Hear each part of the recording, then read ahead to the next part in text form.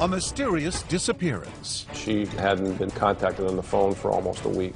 And two best friends sharing a secret. She said bad was there. Then one tells, and the other is hell-bent on the ultimate revenge. Who would imagine a defendant tries to order up a hitman like she's ordering a pizza? Hiring a killer to get rid of the only witness. But her friend has a surprise of her own. A little bit of a beating before we got to this point. She'll have duct tape over her mouth. This hit is staged. Now who's stinging whom? Picture perfect. Plus, we spent days, months, years looking over our back. A Little League coach and the stalker terrorizing his family. You all better watch your backs. But the real shock was who wanted them out of the game. I could feel my knees starting to shake. Killing with kindness. And the best friend with looks, charm. Your hair is so beautiful. Oh, I love your dress. And a whole lot of stories. She said that her dad would give her thousands of dollars when she was sad. But there's one thing she left out. She is a professional liar and a thief. Now the chase is on to catch her before she fleeces someone else. V, you messed with the wrong girl. Best Frenemies. Welcome to 2020 on ID. I'm John Quinones. Best friends, they're supposed to be the people who sustain us. But what happens when they turn out to be our worst enemies? Coming up, 3 tales of trust and treachery, and 3 women determined to turn the tables on those who betrayed them. First, a shared secret with life-altering consequences. But when one friend decides to tell, the other one decides to get even permanently. As Matt Gutman first reported in 2015, that's only the beginning of this story. For any predator, this lush vegetation, flashed by murky brown water at the very end of the Florida Everglades, is exquisite terrain, especially to dispose of someone you just killed. This may look like the site of a bloody murder scene, but hold on, folks, this is not what it seems. And what is about to happen to the victim is the key to a twisted tale of betrayal and revenge. It is one of the craziest and bizarre murders I've ever studied. All right, so Augie, let's come over here. See, these guys are not from the coroner's office. They're an elite squad of Broward County Sheriff's officers called the Viper Unit. They've given 2020 unprecedented access to this elaborate sting designed to foil a murder plot against this woman, Maria Calderon, who's just become one of the walking dead. How's it feel to rise from the dead? To understand the story of this photo, start by taking a look at this photo. That's Maria back in happier times with her bosom buddy, Jacqueline Luongo. We care for each other, yes. I guess it's not so common that someone who cares for another person would want them dead. That must hurt. Yeah. Maria makes ends meet by working in a restaurant, but Jackie is having money trouble. That is, until she makes a special arrangement with this woman, Pat Vivieros, one of the countless retirees who decide to live out their golden years in the sun-drenched splendor of South Florida. She was very funny and loving. She loved animals. If you ever needed her, if you were in a jam or whatever, she would be there for you. But Pat needed help getting around. She agreed to let her friend Jackie live with her in exchange for some occasional driving. At the time, it made sense. They were friends, and besides, they both loved dogs. Pat was living off her pension and an annuity from a life insurance policy worth $50 grand. She'd swing by the local bank to pick up her regular checks, and police say when Jackie figured this out, visions of money and murder started dancing in her head. When you have no money, no apartment, no gas for your car, $50,000, in her opinion, was worth more than Pat's life. She exchanged Pat's life for $50,000. Then in August 2014, Pat Vivieros disappeared. She hadn't been contacted on the phone for almost a week.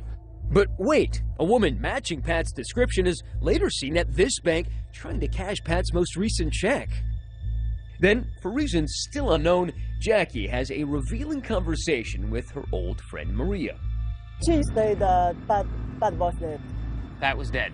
Yes. Did you realize it was a confession when she told you? Yes. Why did Jacqueline spill the beans to Maria? She thought she could trust Maria. But if Jacqueline thinks her friend is loyal enough to help her get away with murder, she's profoundly mistaken. Instead, Maria calls the cops, telling them Jackie can be found behind the wheel of this banged-up Toyota Solara. Pretty big break. Yeah, it was. Once that tag is run, the alert's coming back to a vehicle that we're looking for, potentially somebody involved in a homicide that we need to interview. Cops, including veteran Broward County homicide detective John Curcio, head straight to Pat's garden apartment. There may have been a small struggle in the bedroom, but one of the dressers was kind of knocked off to the side, out of place, but you know, it wasn't like there was a huge altercation. The officer, you know, going in the closet is what found her in a garment bag, and she was in an advanced state of decomposition. Sign of strangulation, pillow? Well, her head was entirely encased in tape. Like mummified? That'd be a good description. We still don't know how many days she sat, decaying, decomposing in that closet. Think about it. She just didn't deserve it. I mean, that's just the bottom line. The coroner would officially say Pat died of asphyxiation. Jacqueline is tracked to this cheap motel and arrested. Her body, cops claim, shows signs of a struggle, as well as evidence of some criminally mediocre tattoo work. Curcio says he knows Jackie did it, and why. Hide the victim's body as long as possible and keep on accessing withdrawals from the life insurance policy. She's actually purchased a wig so that as she's attempting to cash checks, you know, she's a blonde female rather than a brunette. Remember that bank video? Guess who? So she's impersonating the person she killed. She's impersonating the person she killed whose checks she's trying to cash. Jacqueline Luongo puts on a wig to look like Patricia. That's video the jury will certainly appreciate. New details on a disturbing discovery in Deerfield Beach. As the bizarre murder makes the local news, the sheriff's office has arrested a woman they say killed her roommate and then tried to hide her body. Jackie is charged with murder. But Jackie decides to ignore her right to remain silent. Instead, cops say that from behind the walls and concertina wire of the Broward County Jail, Jacqueline Luongo begins concocting a diabolical legal strategy. She was actively soliciting within her cell a group of people. Does anyone have anyone who could help me remove a witness? Craig Brown runs the Viper unit. He says one of their jailhouse informants has tipped them off. Jacqueline is planning another homicide. I feel like you'd want to keep that kind of thing secret. You'd be surprised. You'd think that, but you know what? There's got nothing but time, and our suspect in this case was actively seeking to anyone who would listen. Hey, do you know anyone who may be able to help me take out a witness? That witness? Who else? Jacqueline's old friend and confidant, Maria Calderon. What could possibly cause this woman to want you dead so badly?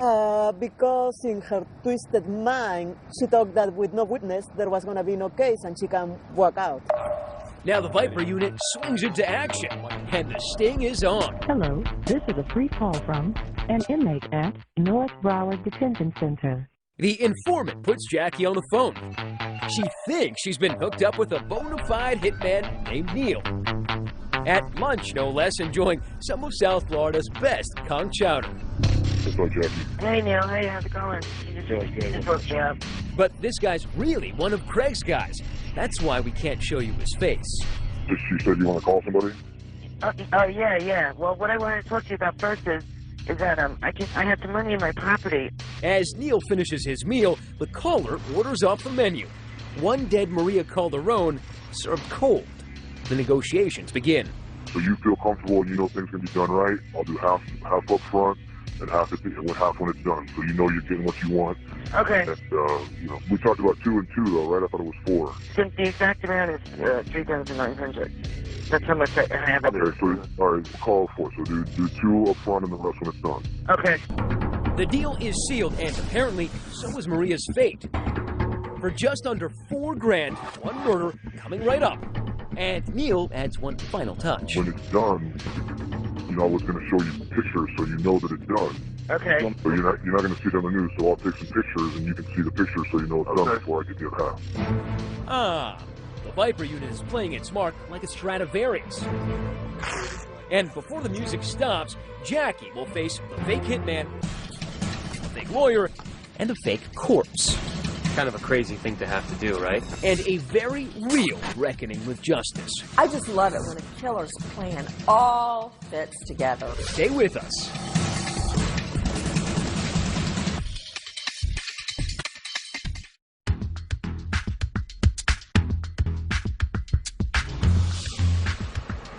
It's just another ho-hum perfect day of fresh air and ocean along Florida's Atlantic coast. This is where Jacqueline Luongo yearns to breathe free. Instead, she's doing morning calisthenics inside the Broward County Jail, charged and held for the murder of her roommate Pat Vivieros, and police say her South Florida crime spree is far from over. It's all or nothing for Jacqueline. From jail, she's been trying to hire a hitman to take out the state's prime witness, her former friend, Maria Calderon. I think Jacqueline's mindset was, if I remove this witness, there's no one to keep me in jail. But the Broward County Undercover Viper Unit has hatched a plot of its own. First, an undercover cop posing as Neil the hitman goes to meet Jacqueline in jail. He has to be sure the dastardly plot is real. How confident were you when you were going in there that you were actually going to get her? I wasn't sure what to expect. We've spoken multiple times up to this point.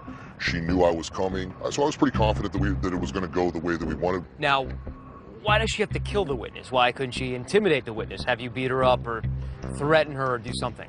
Initially, she talked about that, just sending a message telling the witness not to testify, and then she decided that wasn't going to work for her. She needed to do more, and she changed her mind and said that she wanted the witness completely eliminated. When I leave you here today, it'll be the last time I talk to you until it's done. Okay, so you're 100%. 200. Okay. While his undercover camera rolls, he jots down the details every hitman needs. Short brown hair, Hispanic, 200 pounds. Okay. The game is afoot. I plan on doing this Saturday night. Call me Saturday night. I'll let you know, yes, we're good. I mean, who would imagine a defendant tries to order up a hitman like she's ordering a pizza behind bars?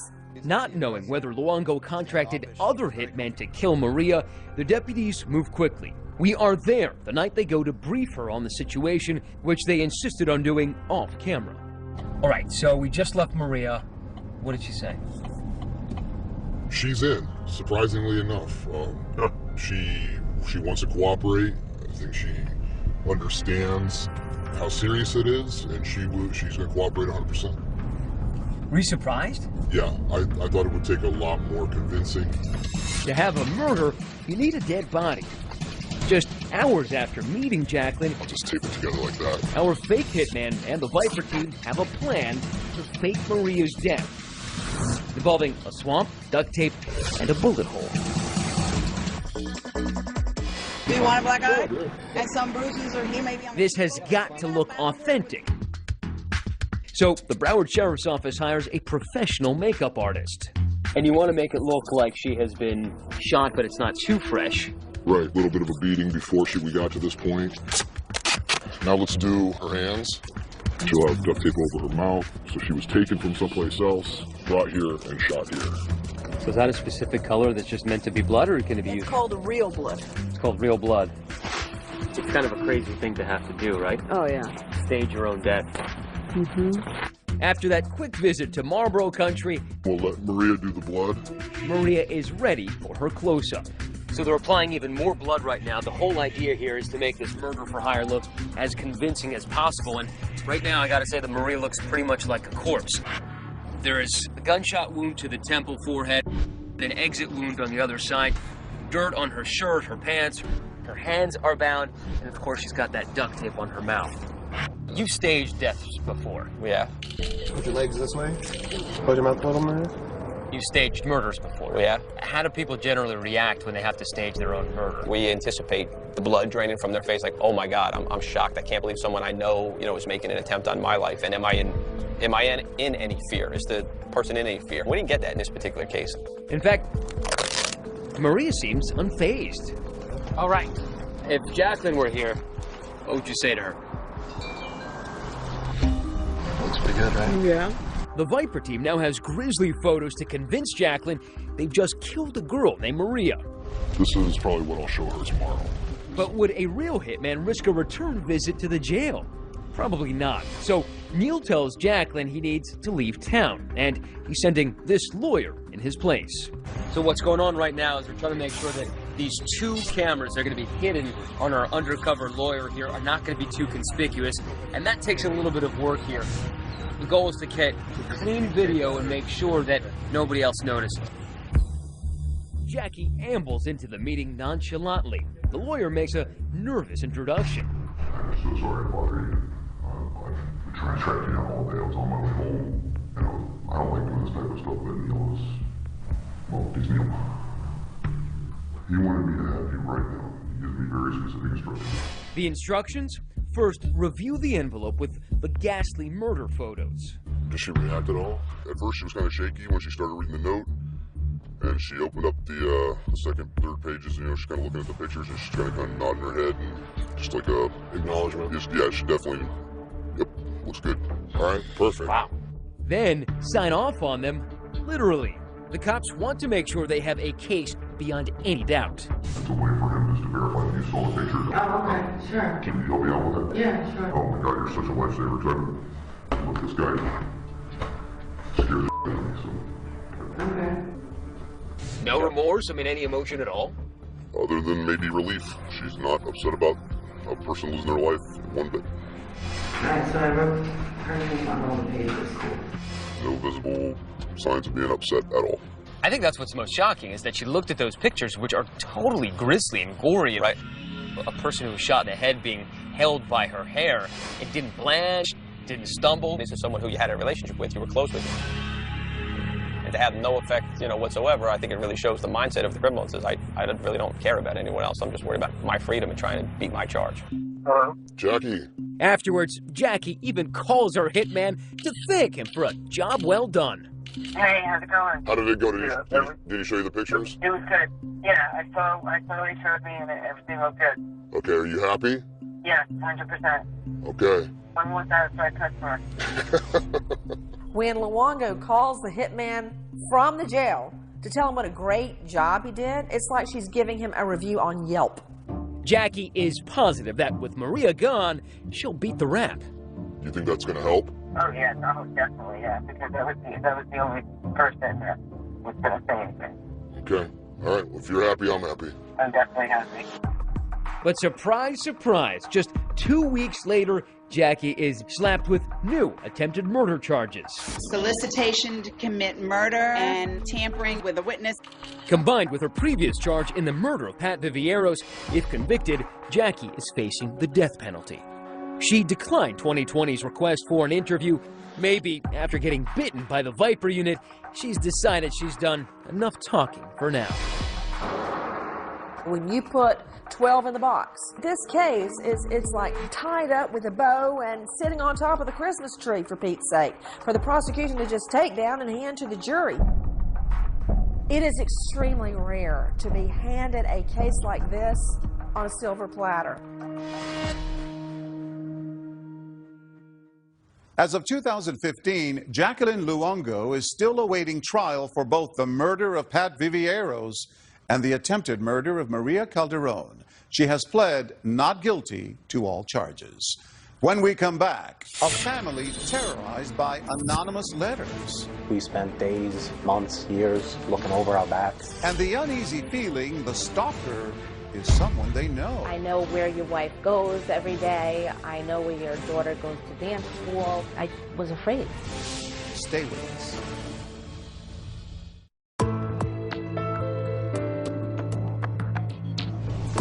Chances are, if you throw kids together in an activity, friendships will form. And that holds true for their parents as well. But as Deborah Roberts first reported in 2014, for the family of one Little League player, the gift of friendship masked a sinister plan. Little League season. It's all about team building, right? Well, not exactly. Lately, it's a spectacle that seems to be on instant replay. Oh my God! Nearly every weekend, perceived bad calls leading to bad behavior. But it's not kid athletes who belong in the penalty box. Stop it, guys! It's their parents. Fists. 4-letter words. Free-for-all brawls. Ooh, he just got slam dunked. And what about this out-of-control dad, so fearful his son's losing a wrestling match, he shoves a 10-year-old clear across the ring? Really? But the MVP Most Vicious Parent Award may very well go to Janet Chiuzzi. She may look like an unassuming suburban stay-at-home mom, but for more than a year, she secretly terrorized her Long Island, New York neighbors. We spent days, months, years looking over our back. It all began one summer. John DeMasi was coaching his son Dominic's baseball team when an angry letter was sent to the league board claiming DeMasi was playing favorites. It was just an anonymous letter sent how wrong I was coaching the team and how bad we were. Then there's another letter and another letter. Who could be so spiteful? Month after month, the letters kept coming. The DeMasis were scared for their lives. I know where your wife goes every day. I know where your daughter goes to dance school. How much did you alter your lives? I was working and I stopped. I didn't feel safe with, you know, somebody else driving my children. I was afraid. There was times I slept out here, just nervous about who's coming to the door, who's passing by, and it wasn't easy. But the family found comfort in friends, including Janet Chiuzzi, a neighbor whose son played ball with Dominic and is in the same school. She suddenly began cozying up to Linda. And Janet was texting me every other day. Texting you about what? Anything. Which nail salon do you go to? Even showing up at Linda's 40th birthday party, uninvited, and here at another event. Then, weeks later, a special delivery to the DeMasis. And there was 2 handwritten envelopes in our mailbox, so I opened both of them. One was addressed to my son and one was addressed to me. I made it my life's goal now to observe your family on a 24/7 basis. Don't be planning a vacation anytime soon. You will have no home to come back to. That had to knock you for a loop. I read the letter written to my son, which was just took me down because it just said that if your father doesn't step back, I'm going to kill him. You might never see your dad again. You all better watch your backs. This is no joke. This is as real as it gets. To get the hell out of East Meadow Baseball. That's to a 10-year-old child. Could you believe that this is stemming from Little League baseball? A death threat? No, I couldn't. But it did. Batten down the hatches, lock up, call the police. This is at a next level. How frightened were your children? We sat him down and explained it. His initial reaction was to put down his glove and his bat and said, you know what, Dad, I don't need to play baseball anymore. Yet the DeMasis refused to give in to their tormentor's demands. John remained the coach, a terrified Dominic still on the team. I was definitely nervous, and when I got up to bat, I felt like someone was always watching me. It definitely made the game more nerve-wracking and harder to deal with. As the frightened family struggled to go on, Nassau County Police were sifting through the baseball parent list, looking for anyone who had an axe to grind. And they gradually began focusing on one key piece of evidence, those envelopes that contain the hateful letters. I mean, if you just look at the town and the zip code on every single envelope, you could see that they're all the same handwriting. And another slip-up, the stamps were all identical. That made it apparent that we were dealing with the same person on each occasion. But who? Turns out investigators were zeroing in on a parent no one would suspect, that new friend, Janet Chiuzzi. Some of the content in the letters showed that this person had some intimate knowledge of the family's background. And that's what ultimately led us to Miss Chiuzzi. But to nail her, police needed a copy of her signature. So Linda DeMasi hatches a plot to trick Chiuzzi into giving her one. Linda has her 7-year-old daughter collect addresses for a fake fundraiser. Chiuzzi takes the bait. The way she wrote East Meadow, it was a certain way, and I could feel my knees starting to shake as I was standing there, and I couldn't believe it. A chilling discovery. Linda knows beyond a doubt that her so-called good friend was harboring some bad blood. So suddenly you knew that Janet Chiuzzi was behind it. It was like a wave just came over us. 48 hours later, police matched the samples. They had their woman. New this half hour, a Long Island mother arrested, accused of bad behavior. Janet Chiuzzi was arrested, charged with stalking the DeMasi family. And she made a full admission to her authoring all the letters and making these malicious accusations.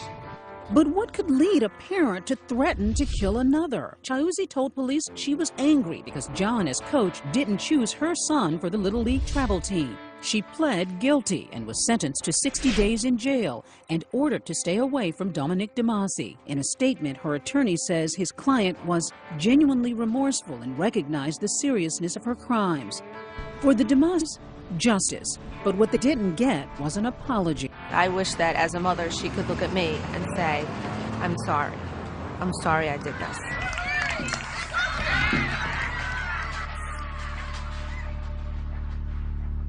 Janet Chiuzzi was released from jail after serving her sentence.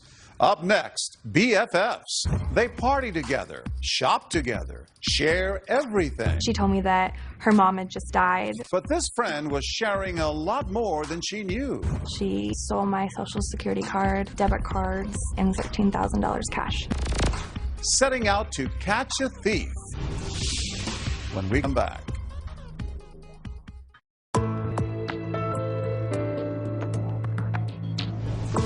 She got their trust. Then she was suspected of getting pretty much everything else. Money, credit cards, even a passport. That's what a slew of young women say about the woman they thought was their BFF. In 2014, Chris Connolly followed her on the run over months and thousands of miles, leading some to ask, with friends like these, who needs enemies? Can we just pretend? Seems like few could set it off in a club like 24-year-old Vichka Lee.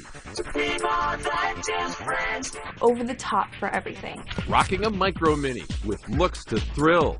A lot of crop tops, tight pants, sexy. The woman who called herself V enjoyed life on the dance floor. She loved dancing, drinking. At hotspots in and around Portland, Oregon. She likes attention. She liked to stir stuff up, right? Yeah. V's relentlessly over-the-top attitude had its offbeat appeal for young women like Sonia. I mean, I didn't even know the girl, and it was like, oh my god, I love you. We need to hang out again. For Leilani. She uses her cuteness to make friends and boyfriends. And for 22-year-old Taylor Nunes. This aspiring pastry chef says that at the start of their 4-month friendship, V was sweet as pie. Your hair is so beautiful. Oh, I love your dress. Oh, your skin is so nice. Okay, that's like a lot of compliments. Away from the bright lights and loud music, Taylor and others would come to suspect that V was a serial identity thief and that she and her famous duck face liked to stick her pals with the bill. She was really good at telling her lies. She's a professional liar and a thief. Despite early misgivings, Taylor became pals with V, who had money to take her shopping. She'd even console Taylor after the death of her beloved Chihuahua, Leopold. After that, she was constantly there for me, and so I thought I could trust her. Before long, V had picked out an apartment for the two of them to share. So obviously both your names were on the lease because you were renting it together. Should have been. She doesn't have rental history, so her name couldn't be on the lease. That's what she told you. That's what she told me. Pretty soon, strange things started happening. $400 in unfamiliar charges turned up on Taylor's credit card. Then on a shopping run, V flashed some big-time cash. And she was buying like $2,000 worth of bedroom and house stuff, and she was going through her wallet, and there was so much money in there. Only 24 hours later, when Taylor checked her bedroom for the money, did she have an idea where V had gotten all that cash? She stole my Social Security card, debit cards, and stole $13,000 cash. So right in front of you, yeah, she was buying stuff with the money she'd stole from you 24 hours before? Yeah, I knew that it was her who had to have taken it. This is my bedroom. When Taylor took us to the scene of the alleged crime, her feelings of violation and betrayal were still vivid. I was so distraught I couldn't even stand on my own 2 feet. I felt like my whole world was falling apart. Along with Taylor's life savings, something small but precious to her was also missing. My really expensive hair straightener, and she'd been the only person in my room. Why aren't you telling her to get her behind out of your apartment toot sweet? I was so overwhelmed. I didn't know what to do, what to say. I was a mess. I was in tears. I was crying so hard, and she was trying to convince me that the previous tenant could have still had the key and they could have come into the apartment and gone through my belongings. Like, most fabricated stories ever. But I was so distraught, and this was supposed to be my best friend. In days, V had gone from best friend to frenemy deluxe. Now she was gone, period. She said she was going to go to LA for a week. That was 3 months ago, and still no V. Why do you think out of all your friends in your circle, she picked you? Because I'm gullible.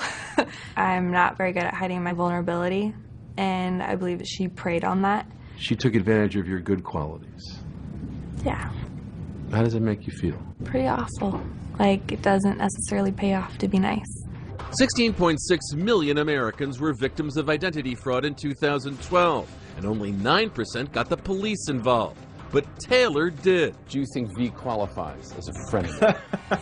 Yeah, she's absolutely a frenemy, because she is your friend and then absolutely your enemy. In addition to the cash she took from Taylor, she also stole Taylor's credit card. Detective Patrick Altier picked up Taylor's case, spearheading the investigation into V's activities. His check of open cases showed that this wasn't the first time V had been accused of putting her pals through the spin cycle. She sought out a certain type of person, became friends with that person, and then would victimize them a little bit over time before doing something to cause her to cut ties with that person and leave. We were best friends. We hung out every single day.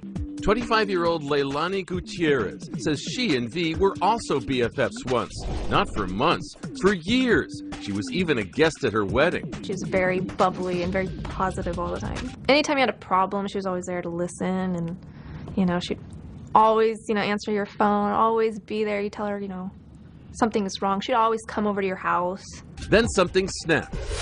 After 6 years of friendship, V blew it all in one 36-hour spree, swiping Leilani's passport and credit card, she says, after they'd gone shopping together, and then going buck wild with it on her own. Some clubs, cab rides. She tried to buy airline tickets. On your credit card? Yeah, 13 airline tickets. Did you ever blame yourself? Did you ever think, oh, I shouldn't have left that out, or oh, I shouldn't have? Well, why should I blame myself? It's not my fault she's a thief. I mean, maybe I should have, been suspicious of my own friend, but then that wouldn't have made me a very good friend either. You've spoken to her since? Nope. 23-year-old Sonia Cecil remembers V laying it on with a trowel. She was rich. She was studying pediatrics. She had basketball star Jeremy Lin reading her biblical verses. She's actually telling you these things. Yes, and I really hope it's not true. He knows better than that. When Sonia couldn't find another roommate, V moved in. The rent? Yeah, about that. V ditched months later, leaving $3,600 unpaid. What happened to that friendship? When you think that your friend is lying to you for an extended period of time, it just dissolves. This is all of her bedding. To help track down her former friend, Taylor went from victim to crime fighter. At Detective Altier's request, even getting V on the phone. Taylor was an amazing person to work with as far as victims go. Taylor confronted V about the credit card. She admitted to everything for that.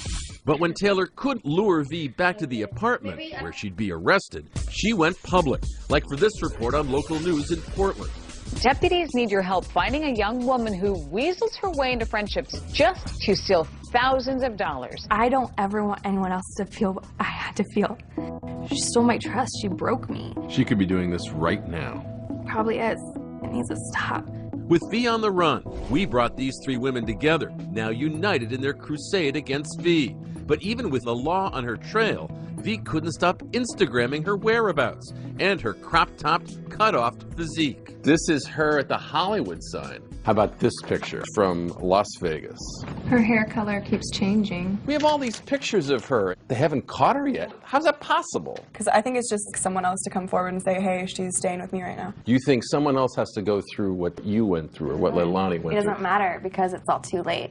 She's one step ahead of the game every single frickin' time. When we come back, who is V?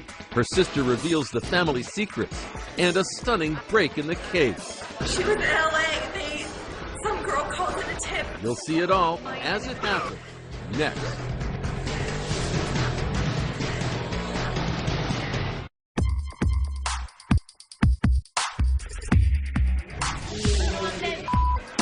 Scenes from a life on the lam. Vishka Lee, known as V, flashing dance moves and poses from Vegas to LA on Instagram, to a host of one-time pals from Portland whom she'd allegedly ripped off for tens of thousands in cash, trips, and luxury goods. Happy Halloween, suckers! I stayed home on Halloween because I was too upset because of her. Because I couldn't face going out because I hate her so much. Taylor Nunes says she lost everything to V, from her $13,000 in life savings to her $200 hair straightener. But Taylor fought back, setting up a Facebook page dedicated to finding V and getting Detective Patrick Altier to look for V in Portland, Las Vegas, even Los Angeles. Sonia Cecil felt certain V's last dance was drawing near. We're gonna find her. Where can she run and hide? Come on. You got this. You're the reason she's gonna get caught. So when she's in jail, you can go visit her and just laugh in her face. V spinning a web of lies large and small. She said that her dad would give her thousands of dollars when she was sad. She told me that her mom had just died of breast cancer. So who was the real V Lee? This person had the answers. V's estranged older sister, Marie Lee, who could recall the horrors she saw before her family fled war-ravaged Cambodia. Maybe she's not endured life like I am, where witness death in front of you. And V, she never saw these things. No. These parents struggled to succeed doing farm work and wanted their daughters to live the American dream. For V, her sister says, it was more like American hustle. I don't think she wants to work. Maybe she expects to just people hand her stuff because she was spoiled. Sweet-faced as a youngster, V never graduated high school, Marie says. She skipped school a lot. I told her, you know, if you're not going to school, you're gonna have to work hard like me. Marie, what would she say when you told those things to her? She just brushed it off. It's more like, oh, whatever, it's none of your business. You're just my sister, you're not my mom. So for me, I just have to back off. Still, when V told her sister she was having boyfriend issues, Marie took her in, offering room and board in exchange for some nanny work. But then, one night, when Marie and her husband went to check their hidden lockbox, to their horror, they discovered $10,000 they had saved was missing. My husband screamed from upstairs. He's like, money's gone. My heart just dropped. So I said, did you take my money? Sure, she denied it. Who else have access to my room but you? Did she stay in your house after that? No, she never come back.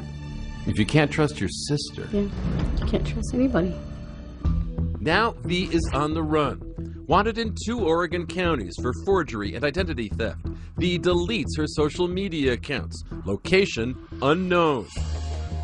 On the evening of November 12th, Taylor feels certain that V will hit some big city clubs for her birthday the following night. She's gonna find as many rich people to hang around as possible and celebrate her birthday. Yet at that same moment, 1,000 miles to the south in Los Angeles, V's newest friends, Jamie Charon and Margot Valet, have grown suspicious of the club-hopping, money-mooching, teller of tall tales young woman who's been crashing on Jamie's couch. When they Google her name, the women are flabbergasted by what they find. There's Facebook pages that are dedicated to finding her, Twitter accounts. Immediately I look at Jamie and I said, this girl is psycho. Like, there's something wrong with her completely. So we called the cops. In Portland, less than 3 hours later, Detective Altier is sitting down with 2020 when suddenly his phone blows up. The LAPD has nabbed V. And after he tells Taylor the news... Oh my God, I can't even feel my legs. Months of pent-up emotions are at last unleashed. We did it! I thought this wasn't gonna happen. I did it. I got V. Lee arrested. I can't believe it. You scramble upstairs as events unfold rapidly. Yeah, she's actually the victim in one of our warrants. V, you messed with the wrong girl. It's a pretty spectacular night, isn't it? It's great. I'm happy for Taylor. Hi, this is Taylor. Then a phone call from Portland to LA. You have no idea how grateful I am that you guys called the police tonight. Thank you. Aw, thank you. No, if it wasn't for you, we wouldn't have found her and this wouldn't have happened. Oh, and remember Taylor's $200 hair straightener? The one V ran off with? Do you have a red straightener? A red straightener? Yes! Oh my god, that's my straightener! Yup, we have it. The next day, Marie Lee is sharing her stories of the estranged sister she hasn't heard from in nearly a year. Do you know what day in your sister's life this is? It's her birthday. Do you know where she is right now? I have no idea. She's in LA County Jail. For real? She was arrested last night in Los Angeles. Oh my God. She has to pay for what she did. She needs to admit it that I need help. There's no excuse. We're gonna have so much fun carrying this up 3 flights. And with 2020 footing the bill and Detective Altir's okay, a box from LA arrives at Taylor's house. Taylor, Leilani, and Sonia sort through it for their stuff. And sure enough, there's the item that means so much to Taylor. Look what we got, ladies! Is that your straightener? That's my straightener! These are the shoes that V bought with my credit card and was wearing around in my house. But however V might have preyed on their openness and vulnerability, these young women weren't afraid to make some new friends. We'll toast to V For our new friendship and group hugs.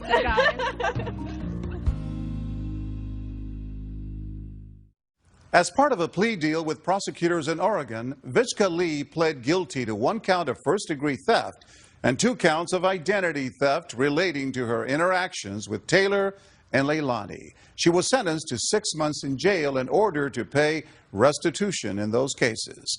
Authorities say that as of 2015, no other alleged victims have come forward and no other charges have been filed. Taylor and Leilani, meanwhile, remain close friends. Taylor reports she's more cautious these days, but has moved on with her life. And she says, I put a smile on my face and put my high heels forward. I'm John Quinones. Please join us next time for another edition of 2020 on ID.